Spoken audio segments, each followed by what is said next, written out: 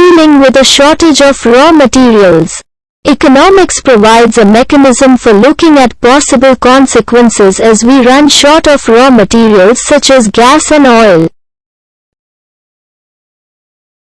1. ಕಚ್ಚಾ ವಸ್ತುಗಳ ಕೊರತೆಯನ್ನು ನಿಭಾಯಿಸುವುದು.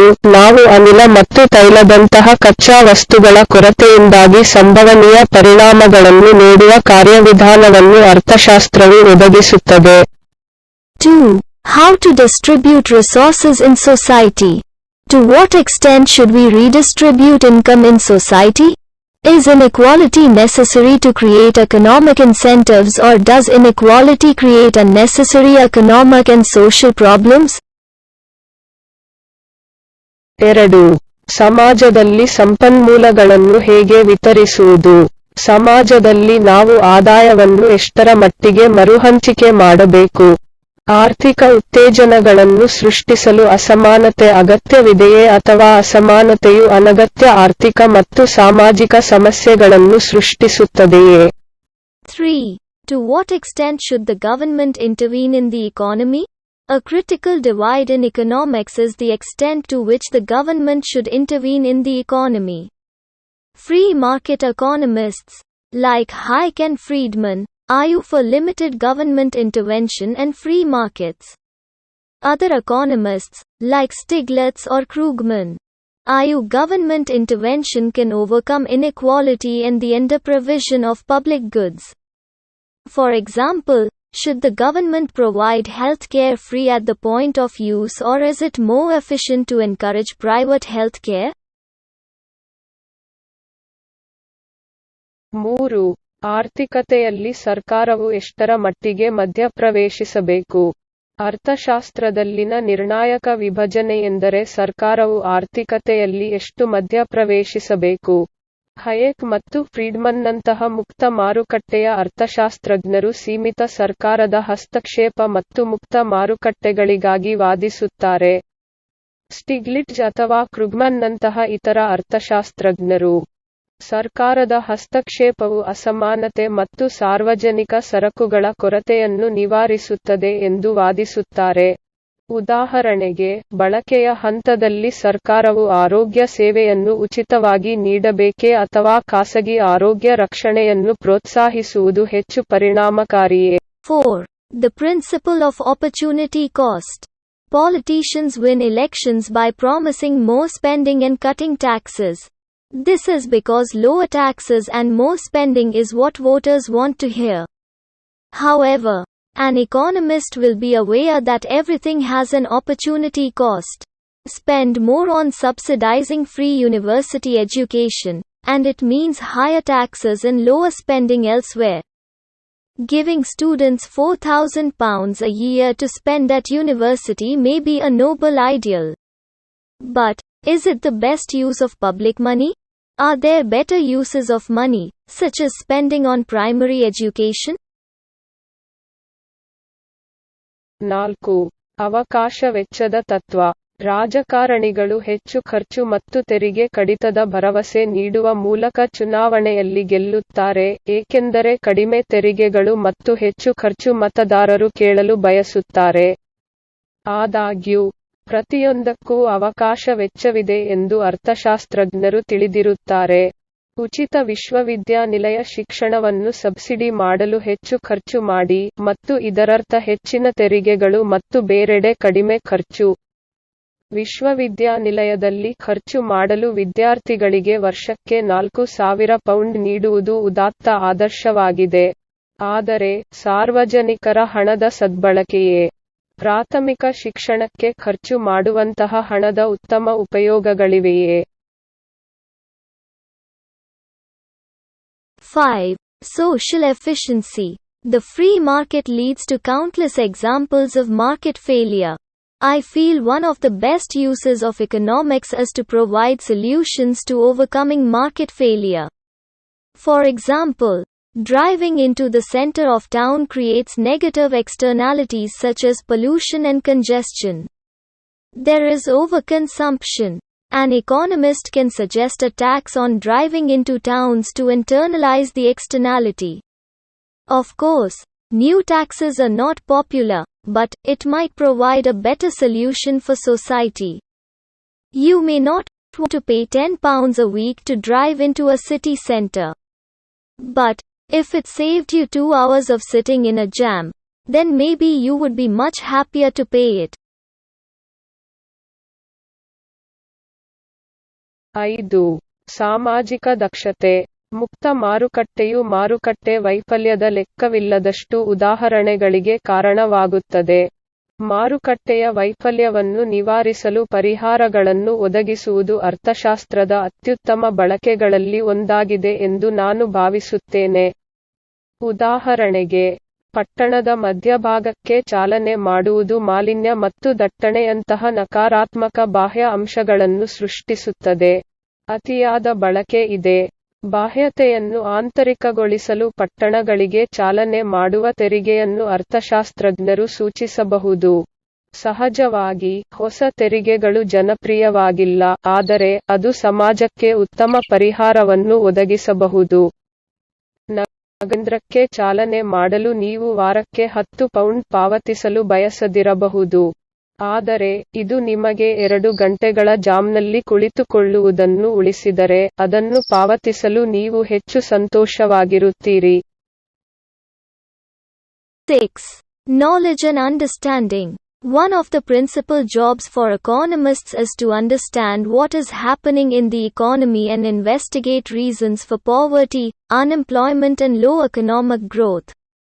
For example, in a political debate such as should the UK leave the EU, there are many emotional arguments made about immigration. Economic studies can try and evaluate the costs and benefits of free movement of labor. Economic studies can try to examine the economic effects of immigration. This can help people make a decision about political issues. 6. ಜ್ಞಾನ ಮತ್ತು ತಿಳುವಳಿಕೆ. ಅರ್ಥಶಾಸ್ತ್ರಜ್ಞರ ಪ್ರಮುಖ ಕೆಲಸವೆಂದರೆ ಆರ್ಥಿಕತೆಯಲ್ಲಿ ಏನಾಗುತ್ತಿದೆ ಎಂಬುದನ್ನು ಅರ್ಥಮಾಡಿಕೊಳ್ಳುವುದು ಮತ್ತು ಬಡತನ, ನಿರುದ್ಯೋಗ ಮತ್ತು ಕಡಿಮೆ ಆರ್ಥಿಕ ಬೆಳವಣಿಗೆಗೆ ಕಾರಣಗಳನ್ನು ತನಿಖೆ ಮಾಡುವುದು. ಉದಾಹರಣೆಗೆ, ರಾಜಕೀಯ ಚರ್ಚೆಯಲ್ಲಿ ಯುಕೆ EU ಅನ್ನು ತೊರೆಯಬೇಕೇ? ವಲಸೆಯ ಬಗ್ಗೆ ಅನೇಕ ಭಾವನಾತ್ಮಕ ವಾದಗಳನ್ನು ಮಾಡಲಾಗಿದೆ. ಆರ್ಥಿಕ ಅಧ್ಯಯನಗಳು ಕಾರ್ಮಿಕರ ಮುಕ್ತ ಚಲನೆಯ ವೆಚ್ಚಗಳು ಮತ್ತು ಪ್ರಯೋಜನಗಳನ್ನು ಪ್ರಯತ್ನಿಸಬಹುದು ಮತ್ತು ಮೌಲ್ಯಮಾಪನ ಮಾಡಬಹುದು. ಆರ್ಥಿಕ ಅಧ್ಯಯನಗಳು ವಲಸೆಯ ಆರ್ಥಿಕ ಪರಿಣಾಮಗಳನ್ನು ಪರೀಕ್ಷಿಸಲು ಪ್ರಯತ್ನಿಸಬಹುದು. ಇದು ರಾಜಕೀಯ ವಿಷಯಗಳ ಬಗ್ಗೆ ನಿರ್ಧಾರ ತೆಗೆದುಕೊಳ್ಳಲು ಜನರಿಗೆ ಸಹಾಯ ಮಾಡುತ್ತದೆ. 7. Forecasts. Economic forecasts are more difficult than understanding the current situation. However, although forecasts are not always reliable, they can help give decision makers an idea of possible outcomes. For example, in 2003, the UK took a decision about whether to join the euro. Many economists suggested the UK could struggle with a common monetary policy. The euro was not an optimal currency area with the UK in. This analysis was a factor in UK government deciding not to join. In retrospect, the analysis underestimated the costs of the euro. But, if it had been taken on purely political grounds, the UK may have joined. 7. ಮುನ್ಸೂಚನೆಗಳು. ಪ್ರಸ್ತುತ ಪರಿಸ್ಥಿತಿಯನ್ನು ಅರ್ಥಮಾಡಿಕೊಳ್ಳುವುದಕ್ಕಿಂತ ಆರ್ಥಿಕ ಮುನ್ಸೂಚನೆಗಳು ಹೆಚ್ಚು ಕಷ್ಟಕರವಾಗಿವೆ. ಆದಾಗ್ಯೂ, ಮುನ್ಸೂಚನೆಗಳು ಯಾವಾಗಲೂ ವಿಶ್ವಾಸಾರ್ಹವಲ್ಲದಿದ್ದರೂ, ಅವರು ನಿರ್ಧಾರ ತೆಗೆದುಕೊಳ್ಳುವವರಿಗೆ ಸಂಭವನೀಯ ಫಲಿತಾಂಶಗಳ ಕಲ್ಪನೆಯನ್ನು ನೀಡಲು ಸಹಾಯ ಮಾಡಬಹುದು. ಉದಾಹರಣೆಗೆ, 2003 ರಲ್ಲಿ ಯುರೋಗೆ ಸೇರುವ ಬಗ್ಗೆ ಯುಕೆ ನಿರ್ಧಾರವನ್ನು ತೆಗೆದುಕೊಂಡಿತು. ಅನೇಕ ಅರ್ಥಶಾಸ್ತ್ರಜ್ಞರು ಯುಕೆ ಸಾಮಾನ್ಯ ಹಣಕಾಸು ನೀತಿಯೊಂದಿಗೆ ಹೋರಾಡಬಹುದು ಎಂದು ಸಲಹೆ ನೀಡಿದರು. ಯುಕೆಯಲ್ಲಿ ಯುರೋ ಒಂದು ಅತ್ಯುತ್ತಮ ಕರೆನ್ಸಿ ಪ್ರದೇಶವಾಗಿರಲಿಲ್ಲ. ಈ ವಿಶ್ಲೇಷಣೆಯು ಯುಕೆ ಸರ್ಕಾರವು ಸೇರದಿರಲು ನಿರ್ಧರಿಸುವಲ್ಲಿ ಒಂದು ಅಂಶವಾಗಿದೆ. ಹಿನ್ನೋಟದಲ್ಲಿ, ವಿಶ್ಲೇಷಣೆಯು ಯುರೋದ ವೆಚ್ಚವನ್ನು ಕಡಿಮೆ ಅಂದಾಜು ಮಾಡಿದೆ. ಆದರೆ ಇದನ್ನು ಸಂಪೂರ್ಣವಾಗಿ ರಾಜಕೀಯ ಆಧಾರದ ಮೇಲೆ ತೆಗೆದುಕೊಂಡಿದ್ದರೆ UK ಸೇರಿರಬಹುದು. 8. How to deal with an economic crisis.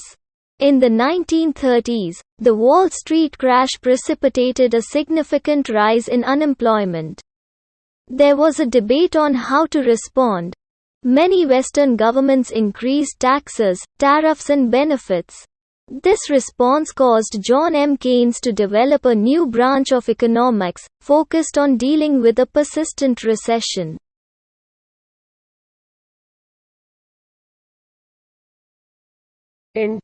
ಆರ್ಥಿಕ ಬಿಕ್ಕಟ್ಟನ್ನು ಹೇಗೆ ಎದುರಿಸುವುದು. 1930ರ ದಶಕದಲ್ಲಿ ವಾಲ್ ಸ್ಟ್ರೀಟ್ ಕುಸಿತವು ನಿರುದ್ಯೋಗದಲ್ಲಿ ಗಮನಾರ್ಹ ಏರಿಕೆಗೆ ಕಾರಣವಾಯಿತು.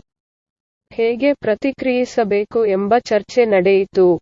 ಅನೇಕ ಪಾಶ್ಚಿಮಾತ್ಯ ಸರ್ಕಾರಗಳು ತೆರಿಗೆಗಳು, ಸುಂಕಗಳು ಮತ್ತು ಪ್ರಯೋಜನಗಳನ್ನು ಹೆಚ್ಚಿಸಿವೆ. ಈ ಪ್ರತಿಕ್ರಿಯೆಯು ಜಾನ್ ಎಂ. ಕೇನ್ಸ್ ಅರ್ಥಶಾಸ್ತ್ರದ ಹೊಸ ಶಾಖೆಯನ್ನು ಅಭಿವೃದ್ಧಿಪಡಿಸಲು ಕಾರಣವಾಯಿತು, ನಿರಂತರ ಆರ್ಥಿಕ ಹಿಂಜರಿತವನ್ನು ಎದುರಿಸಲು ಗಮನಹರಿಸಿತು. 9. Evaluation. Economics is not a definitive science like maths. Because of many unknown variables, it is impossible to be definitive about outcomes. But a good economist will be aware the result depends on different variables, and there are different potential outcomes. This should help avoid an overly ideological approach. For example, a government may have the philosophy, free markets are always best, but an economist would be aware of a more nuanced view that in some markets, like healthcare, transport, government intervention can overcome market failure and improve welfare. But, at the same time, it doesn't mean state intervention is always best. 9. ಮೌಲ್ಯಮಾಪನ. ಅರ್ಥಶಾಸ್ತ್ರವು ಗಣಿತದಂತೆ ನಿರ್ಣಾಯಕ ವಿಜ್ಞಾನವಲ್ಲ. ಅನೇಕ ಅಪರಿಚಿತ ಅಸ್ಥಿರಗಳ ಕಾರಣದಿಂದಾಗಿ ಫಲಿತಾಂಶಗಳ ಬಗ್ಗೆ ನಿರ್ಣಾಯಕವಾಗಿರುವುದು ಅಸಾಧ್ಯ. ಆದರೆ ಫಲಿತಾಂಶವು ವಿಭಿನ್ನ ಅಸ್ಥಿರಗಳ ಮೇಲೆ ಅವಲಂಬಿತವಾಗಿದೆ ಮತ್ತು ವಿಭಿನ್ನ ಸಂಭಾವ್ಯ ಫಲಿತಾಂಶಗಳಿವೆ ಎಂದು ಉತ್ತಮ ಅರ್ಥಶಾಸ್ತ್ರಜ್ಞರು ತಿಳಿದಿರುತ್ತಾರೆ. ಇದು ಅತಿಯಾದ ಸೈದ್ಧಾಂತಿಕ ವಿಧಾನವನ್ನು ತಪ್ಪಿಸಲು ಸಹಾಯ ಮಾಡುತ್ತದೆ. ಉದಾಹರಣೆಗೆ, ಸರ್ಕಾರವು ಮುಕ್ತ ಮಾರುಕಟ್ಟೆಗಳು ಯಾವಾಗಲೂ ಉತ್ತಮ ಎಂಬ ತತ್ವವನ್ನು ಹೊಂದಿರಬಹುದು, ಆದರೆ ಕೆಲವು ಮಾರುಕಟ್ಟೆಗಳಲ್ಲಿ ಆರೋಗ್ಯ ರಕ್ಷಣೆ, ಸಾರಿಗೆ, ಸರ್ಕಾರದ ಮಧ್ಯಸ್ಥಿಕೆಯು ಮಾರುಕಟ್ಟೆ ವೈಫಲ್ಯವನ್ನು ನಿವಾರಿಸುತ್ತದೆ ಮತ್ತು ಕಲ್ಯಾಣವನ್ನು ಸುಧಾರಿಸುತ್ತದೆ ಎಂಬ ಹೆಚ್ಚು ಸೂಕ್ಷ್ಮವಾದ ದೃಷ್ಟಿಕೋನವನ್ನು ಅರ್ಥಶಾಸ್ತ್ರಜ್ಞರು ತಿಳಿದಿರುತ್ತಾರೆ. ಆದರೆ ಅದೇ ಸಮಯದಲ್ಲಿ, ರಾಜ್ಯದ ಹಸ್ತಕ್ಷೇಪವು ಯಾವಾಗಲೂ ಉತ್ತಮವಾಗಿದೆ ಎಂದು ಅರ್ಥವಲ್ಲ.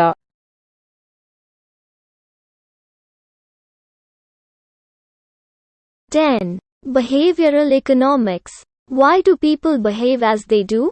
Can governments subtly nudge people into better behavior, e.g. banning cigarette advertising? Are we subject to bias and irrational behavior? For example, can we be sucked along by a bubble and lose a fortune on the stock market? Behavioral economics examines the reasons why we make decisions. 10. ವರ್ತನೆಯ ಅರ್ಥಶಾಸ್ತ್ರ. ಜನರು ಅವರಂತೆ ಏಕೆ ವರ್ತಿಸುತ್ತಾರೆ? ಸರ್ಕಾರಗಳು ಸೂಕ್ಷ್ಮವಾಗಿ ಜನರನ್ನು ಉತ್ತಮ ನಡವಳಿಕೆಗೆ ತಳ್ಳಬಹುದೇ? ಉದಾ.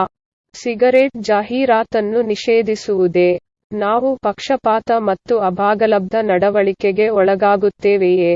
ಉದಾಹರಣೆಗೆ, ನಾವು ಗುಳ್ಳೆಯಿಂದ ಎಳೆದುಕೊಂಡು ಷೇರು ಮಾರುಕಟ್ಟೆಯಲ್ಲಿ ಅದೃಷ್ಟವನ್ನು ಕಳೆದುಕೊಳ್ಳಬಹುದೇ?